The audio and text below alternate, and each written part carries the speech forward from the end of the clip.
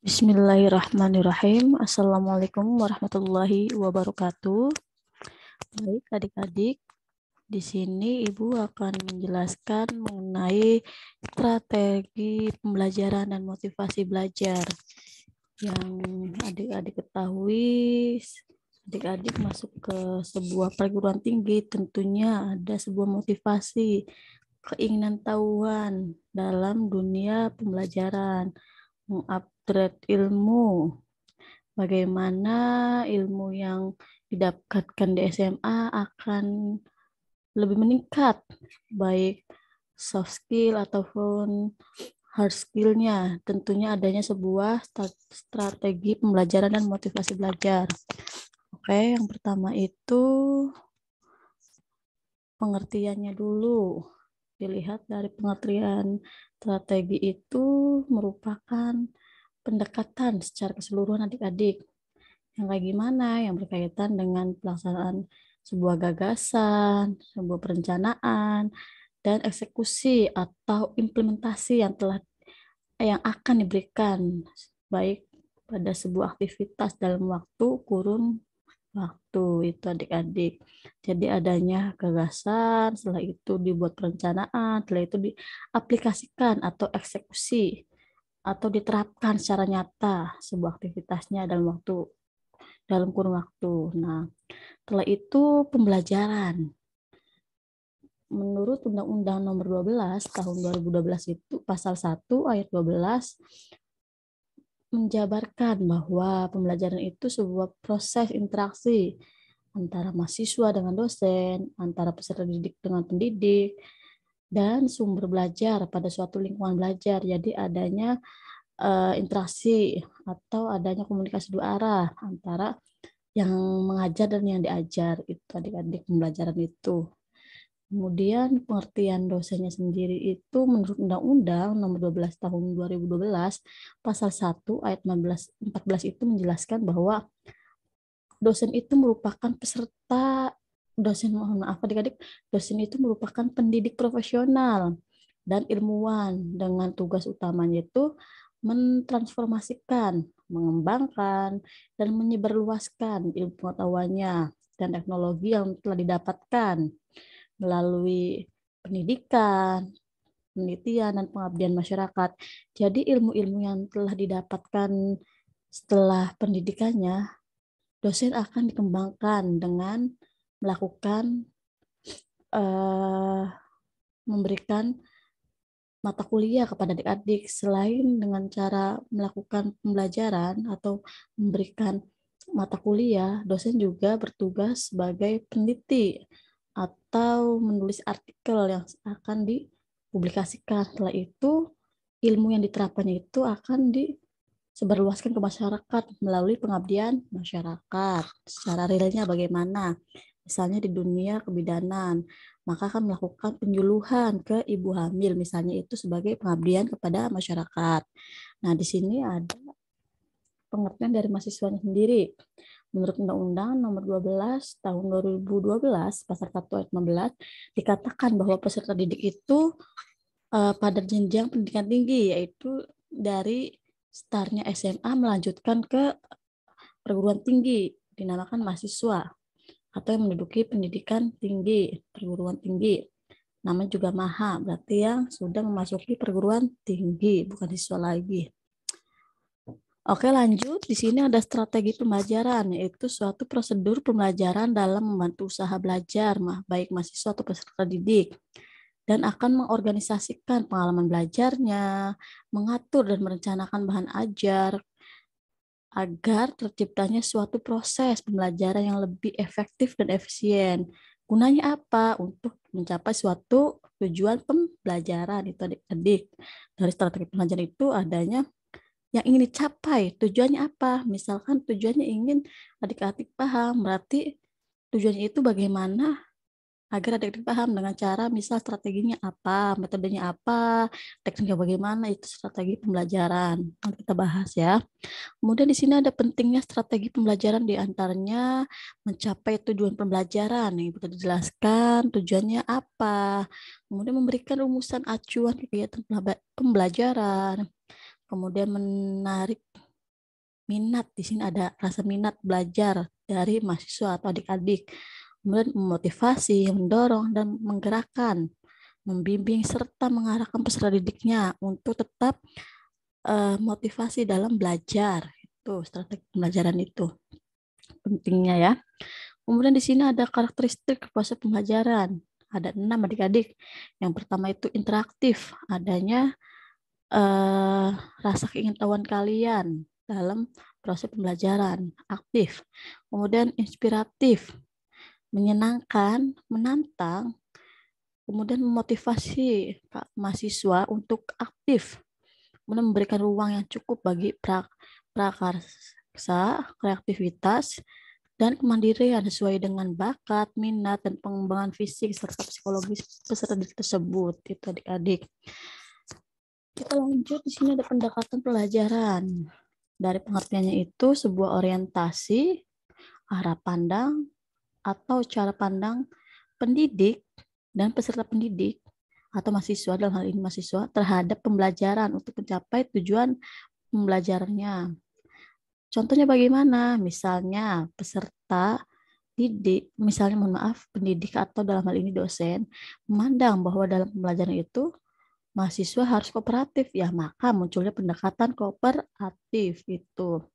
Kemudian di sini ada mode pembelajaran, yaitu dari pengertiannya proses belajar atau gambaran pembelajaran peserta didik atau mahasiswa dari awal sampai akhir pembelajaran yang ditandai bagaimana? Ditandai dengan langkah-langkah spesifik. Misalnya mode pembelajaran yang kooperatif itu adik-adik. Nah, di sini ada metode pembelajaran. Dari definisinya itu cara pendidik atau dosen menyampaikan atau memfasilitasi kepada mahasiswa untuk memperoleh pengetahuan atau keterampilan tertentu dengan cara yang digunakan untuk mengimplementasikan atau secara nyata rencana dalam bentuk kegiatan nyata, misalnya pengamatan, eksperimen, ceramah, itu metodenya bagaimana. Misal ibu sekarang metodenya berarti ceramah atau memberikan mata kuliah tentang motivasi belajar, bentuknya ceramah, menyampaikannya, metode pembelajarannya. Kemudian di sini ada teknik pembelajarannya, yaitu cara pendidik atau dosen menyampaikan atau memfasilitasi peserta didik untuk memperoleh pengetahuan atau keterampilan tertentu melalui metode pembelajaran tertentu. Digunakan untuk mengimplementasikan suatu metode. Misalnya, teknik presentasi pada kelompok dalam metode presentasi. Nah, setelah ini Ibu menginginkan kalian untuk melakukan presentasi. Tidak hanya metode pembelajaran berupa ceramah aja, tapi ada diselingi sama teknik pembelajaran, yaitu dengan adanya teknik mix presentasi dari kalian, itu tekniknya. Kemudian di sini ada taktik pembelajaran. Gaya mengajar peserta, gaya mengajar pendidik yang khas dalam melaksanakan metode atau teknik tertentu. Misalnya nih, Ibu ada 21 slide. Nanti per 5 slide Ibu akan diselingi kuis sehingga kalian tidak mengantuk lagi atau adanya refleksi dengan menanyakan kembali bagaimana 5 slide yang telah Ibu jelaskan. Itu nanti taktik pembelajarannya. Kemudian di sini ada teori Bloom dan Krathwohl, yaitu dalam belajar mahasiswa harus menguasai 3 ranah, yaitu kognitif, psikomotorik, dan afektif. Kita bahas dulu yang kognitif. Kognitif itu terdapat 6 tingkatan. Yang pertama itu ada pengetahuan atau mengingat atau menghafal. Kemudian pemahaman, yang kedua itu menginterpretasikan. Kemudian yang ketiga itu aplikasi, menggunakan konsep untuk memecahkan suatu masalahnya bagaimana. Kemudian yang keempat ada analisis, menjabarkan suatu konsep. Yang kelimanya itu ada sintesis, menggabungkan bagian-bagian konsep menjadi suatu konsep utuh. Jadi ada pecah-pecahan konsep, kalian susun menjadi suatu konsep yang utuh. Kemudian ada evaluasi, di mana di sini ada membandingkan nilai-nilai, ide-ide, dan metode di evaluasi ini apakah hasilnya baik atau tidak. Nanti selanjutnya bagaimana, itu sebuah evaluasi. Kemudian kedua itu psikomotor. Terdapat 5 tingkatan. Yang pertama itu peniruan atau meniru gerak. Yang kedua itu penggunaan, menggunakan konsep untuk melakukan gerak. Yang ketiga itu ketepatan, melakukan gerak dengan benar. Kemudian yang keempat itu ada perangkaian, melakukan beberapa gerakan sekaligus dengan benar. Dan yang terakhir itu ada naturalisasi, melakukan gerak secara wajar. Kemudian yang ketiga itu ada afektif, terdapat 5 tingkatan juga seperti sebelumnya, yaitu psikomotorik, terdapat 5 tingkatan. Yang pertama itu ada pengenalan, rasa ingin menerima, sadar adanya sesuatu. Kemudian yang kedua itu merespon, aktif berpartisipasi bagaimana dia dalam menjalankan tugasnya. Kemudian yang ketiga itu penghargaan, menerima nilai-nilai. Kemudian yang keempat itu pengorganisasian, menghubung-hubungkan nilai yang dipercayainya. Dan yang kelima itu mengamalkan, menjadikan suatu nilai-nilai sebagai bagian pola hidup adik-adik. Kemudian di sini ada motivasi belajar di perguruan tinggi. Tentunya saat kalian memutuskan untuk melanjutkan di suatu perguruan tinggi, adanya suatu motivasi belajar. Ada suatu motivasi, misalnya ingin menjadi dokter, atau sekarang yang kalian tempuh itu kebidanan, ingin menjadi bidan. Maka di situ ada motivasi belajar. Bagaimana caranya agar menjadi bidan yang profesional dengan meningkatkan skillnya. Itu adik-adik dari sebuah motivasi. Nah, dilihat dari definisinya, mover itu adanya menggerakkan kondisi yang pertama menimbulkan perilaku. Kedua itu ada mengarahkan perilaku, dan yang ketiga itu udah mempertahankan intensitas perilakunya dari pengertiannya. Di sini dari definisi secara utuhnya itu, motivasi ialah modal yang sangat penting adik-adik untuk belajar. Iya nggak? Iya dong. Kenapa? Karena tanpa ada motivasi, proses belajar akan berkurang hasilnya. Misalnya kalian tidak ada motivasi atau tidak minat dengan kebidanan ini, maka secara tidak langsung hasilnya tidak akan maksimal. Kalian menjadi tidak tahu bagaimana proses menolong persalinan yang normal, karena di situ tidak ada motivasi kalian terjun di kebidanan itu. Meskipun seseorang memiliki kecakapan yang tinggi, misal kalian bisa nih ngomongnya, bisa melakukan konseling, tapi tidak ada motivasi, sama aja nihil hasilnya adik-adik. Nah, makanya segala sesuatu itu harus adanya motivasi. Kenapa kalian masuk kebidanan? Motivasi kalian apa? Itu karena ingin menjadi bidan yang profesional, karena ingin menolong sesama, karena ingin bermanfaat bagi masyarakat, misalnya itu motivasinya. Kemudian ada pengertian dari motivasi belajar. Seorang mahasiswa belajar karena didorong oleh kekuatan mentalnya, yang artinya kekuatan mental itu berupa keinginan tahuan, perhatian, kemauan, atau cita-cita yang diharapkannya itu adik-adik. Kemudian di sini ada ciri-ciri motivasi belajar menurut Sudirman tahun 2010. Yang pertama itu tekun menghadapi tugas. Misalnya dapat bekerja terus-menerus dalam waktu yang lama, tidak pernah berhenti sebelum selesai waktunya. Jadi terus-menerus, continue, digeluti. Kemudian yang kedua itu ulet menghadapi kesulitan, tidak lekas putus asa, tidak memerlukan dorongan dari luar untuk berprestasi sebaik mungkin, tidak cepat puas dengan prestasi yang telah dicapainya. Misalnya kalian sudah bisa menolong persalinan normal, tidak boleh puas adik-adik, tetapi kalian harus mengasah lagi. Bagaimana kalau terjadi suatu gawat darurat? Tindakan kalian apa? Tidak hanya bisa puas dengan asuhan normal, tapi walaupun bukan kewenangan kalian, tapi kalian harus tahu ilmunya bagaimana. Apakah perlu rujukan atau apa, itu harus tahu. Tidak ada rasa puas sampai di situ aja. Kemudian ketiga itu menunjukkan minat terhadap bermacam-macam masalah. untuk orang dewasa. Misalnya masalah pembangunan agama, politik, ekonomi, keadilan, kesehatan, pemberantasan korupsi, penentangan terhadap setiap tindakan kriminal, amoral, dan sebagaimananya. Kemudian lebih senang bekerja mandiri. Itu ciri motivasi belajar.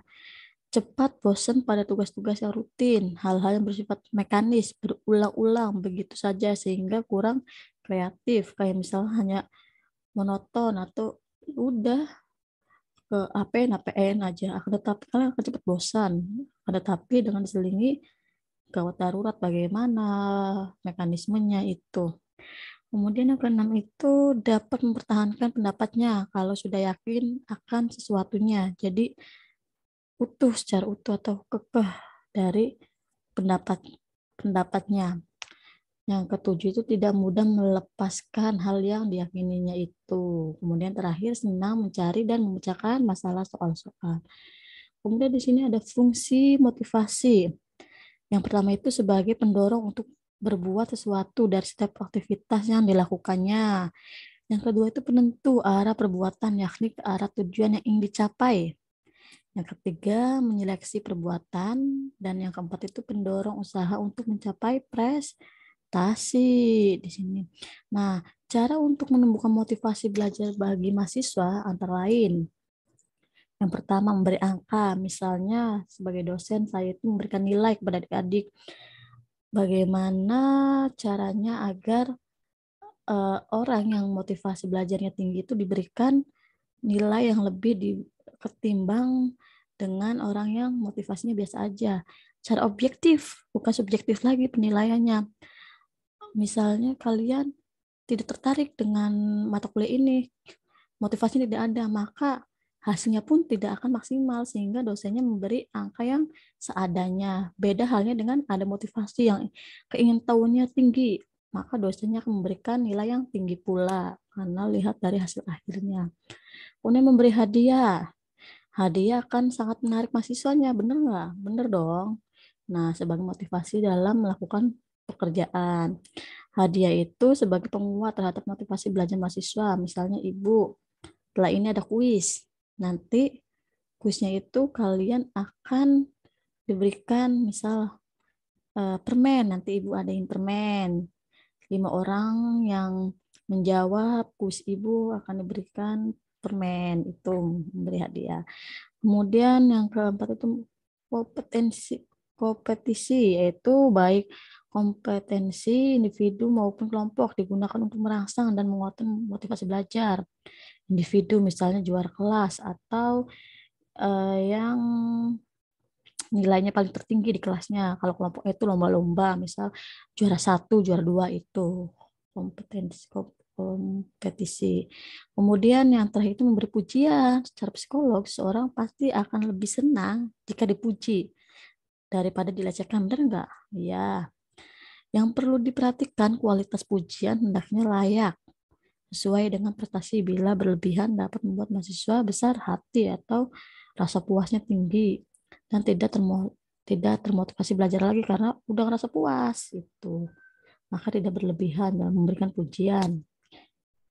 Kemudian di sini ada kompetensi dosen yang perlu dikembangkan. Yang pertama itu kemampuan menguasai struktur dan konten mata kuliah. Yang kedua, bagaimana membelajarkan mahasiswa tentang konten mata kuliah sesuai dengan karakteristik konten itu. Kemudian yang ketiga itu seorang dosen dapat mensintesis dua pengetahuan, materi dan pedagogik dengan cara analogi, ilustrasi, contohnya penjelasan, demonstrasi, strategi, dan memprediksi kemampuan serta kesulitan yang mungkin dialami oleh mahasiswanya. Kemudian di sini ada membangun lingkungan belajar positif agar motivasi belajarnya meningkat. Bagaimana? Yang pertama, mengatur iklim belajar. Buat perbedaan dari sejak awal pertemuan. Misalnya saya sekarang pertemuannya tentang teori, maka selanjutnya dibuatkan praktek itu. Kemudian yang kedua itu mempersiapkan lingkungan fisik, sarana prasarananya, yaitu tidak hanya dengan ceramah, tetapi misalnya tanya jawab atau diselingi adanya Pentem itu. Kemudian lingkungan sosial sekitar tempat belajar yang tidak kondusif maka akan membuat moodnya jelek. Makanya misal tidak berisik itu. Kemudian mengajar dengan menghubungkan dunia IT. Misal diseringi dengan video-video dari YouTube mengenai pembelajaran yang akan disampaikan. Kemudian mengembangkan strategi belajar yang menarik. Dan yang terakhir itu menyiapkan kelas kecil dan kelas besar. Perbedaannya bagaimana di situ. Selanjutnya ada strategi untuk merangsang minat dan perhatian mahasiswa. Yang pertama, gunakan metode penyampaian perkuliahan yang bervariasi. Yaitu contohnya bikin kelompok diskusi, bermain peran, simulasi, curhat pendapat, demonstrasi, studi kasus, dan lain-lain. Yang kedua itu gunakan variasi medianya, apakah transparansi atau video data atau film dan lain-lain untuk melengkapi penyampaian perkuliahan. Kemudian yang ketiga, bila tepat gunakan humor dalam presentasi perkuliahan, misalnya pelajaran matematika atau dalam ini kebidanan. Berikan bagaimana saat di lahan itu, berikan kasus-kasus, contoh realnya bagaimana kalau di lahan, berikan. Menggunakan peristiwa nyata sebagai contoh untuk memperjelas konsep yang diutarakan. Dan yang terakhir itu gunakan teknik bertanya untuk melibatkan mahasiswa. Dalam hal ini biasanya tanya jawab. Yang selanjutnya ada tugas utama seorang dosen di perguruan tinggi, yakni sebagai pendidik atau pengajar, penelitian, dan pengabdian masyarakat. Yang akan hasilnya itu menuntut kemampuan berpikir secara bebas, kreatif, dan inovatif. Yang kedua menuntut kemampuan berkarya dan mengabdi, dan yang terakhir itu menuntut karakter individu yang unggul secara intelektualitas, emosional, dan spiritualitas. Nah, di sini mahasiswa dituntut untuk yang pertama memiliki kekuatan, kehendak, the power of will, kemudian memiliki persistence atau ketekunan, memiliki keinginan, desire, untuk menjadi suatu kenyataan. Tuh. Nah, di sini bagaimana sukses dalam belajar? Sukses dalam belajar itu bila tujuan belajar tercapai. Jadi misalkan kalian tujuannya ingin jadi bidang profesional dan kalian sudah bisa lulus tepat waktu, bisa menerapkan ilmu-ilmunya secara nyata real di masyarakat, maka tujuan belajarnya tercapai. Dari awal itu kalian menjadi bidang profesional. Yang pertama itu learning to know, mengetahui. Yang kedua itu learning to be, menjadi diri sendiri. Yang ketiga, learning to do, melakukan. Dan yang terakhir, keempat, learning to live together, kooperatif, hidup bersama. Kemudian yang terakhir itu ada kiat-kiat sukses. Yang pertama itu tujuan atau cita-cita harus ada. Kedisiplinan harus diterapkan. Konsistensi juga harus ada. Pengetahuan harus digali terus. Keyakinan harus diasah. Dan tindakan serta yang ketujuh itu ya, sehat, jasmani, dan rohani. Oke, baik adik-adik, itu yang bisa Ibu sampaikan mengenai strategi pembelajaran dan motivasi belajar. Kurang lebihnya Ibu mohon maaf. Wassalamualaikum warahmatullahi wabarakatuh.